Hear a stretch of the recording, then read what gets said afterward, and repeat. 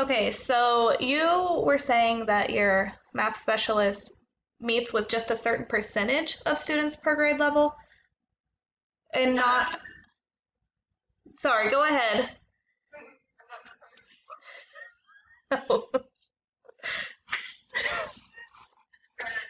I was just confused. It sounded like you met with a certain percentage of students rather than just the low ones, which I guess if he takes the tier three and you work with tier two, to me it should just be, whoever needs it at that time, not fill it up so we can service as many people as we can. But maybe I misunderstood. Go ahead, Sarah. Okay, and then if you meet for 15 minutes, is that per day? Per day, okay. So, let's see, I don't have. And then when you're saying the tiers, is that, I guess, one of the tiers based on the question I have, like, are they MPSS tiers, or are they, you can clarify that. Okay, I don't really have that information, so, okay. I mean, it's just very general, tier 3 are probably the lowest numbers, and you must have answers listed, and then you take to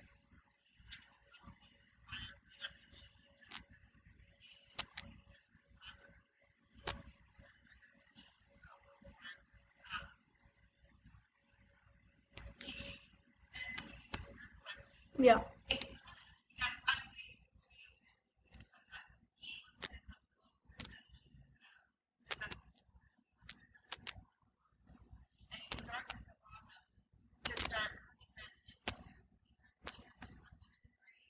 Okay.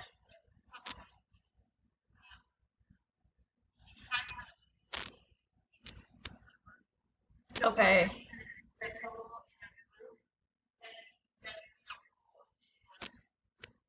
Gotcha.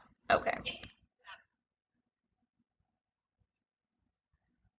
so questions. Mm-mm. Okay, so, so I guess what specifically kind of help are you? Okay. So as we go through this class, I looked at it,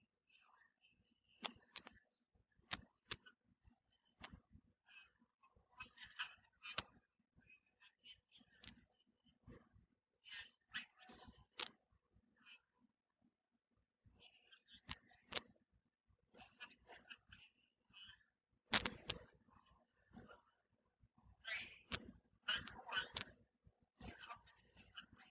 How a more effective way of struggling them.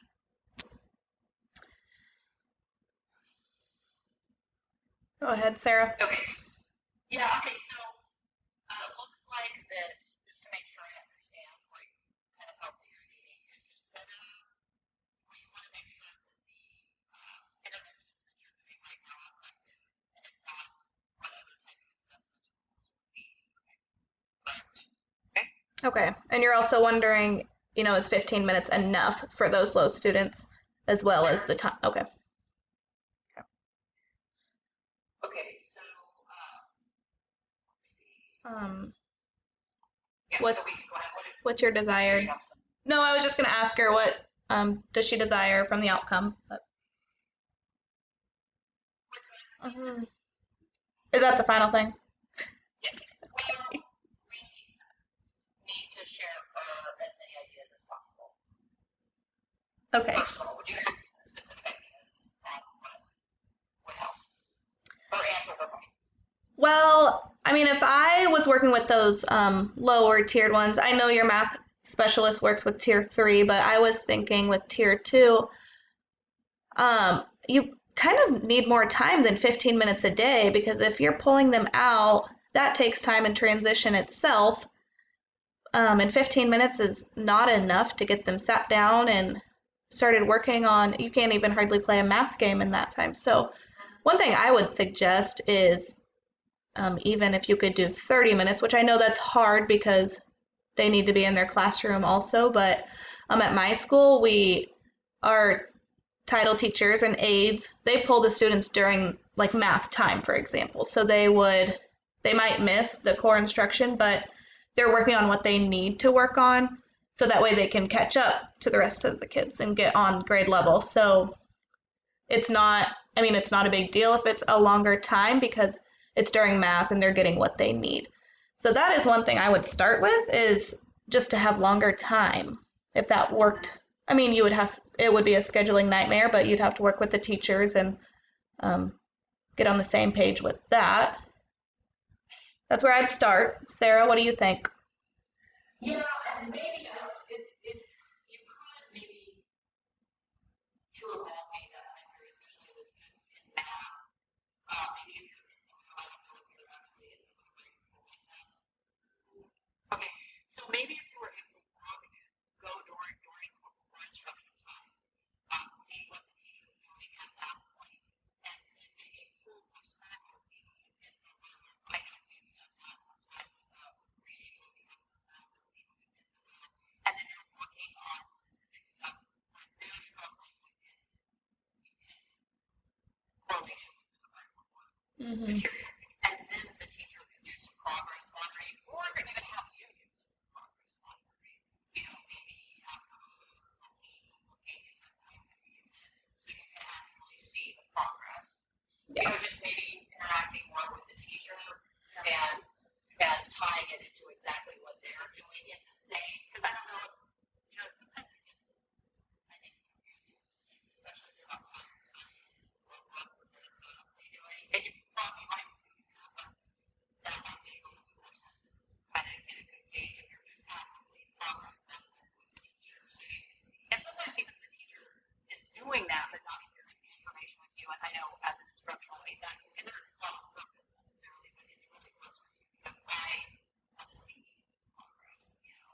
So that might be something. So I have had this before. Like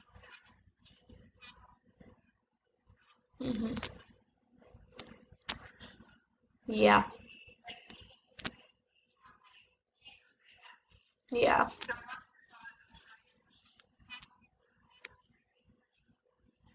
Mhm. Yep. Mhm.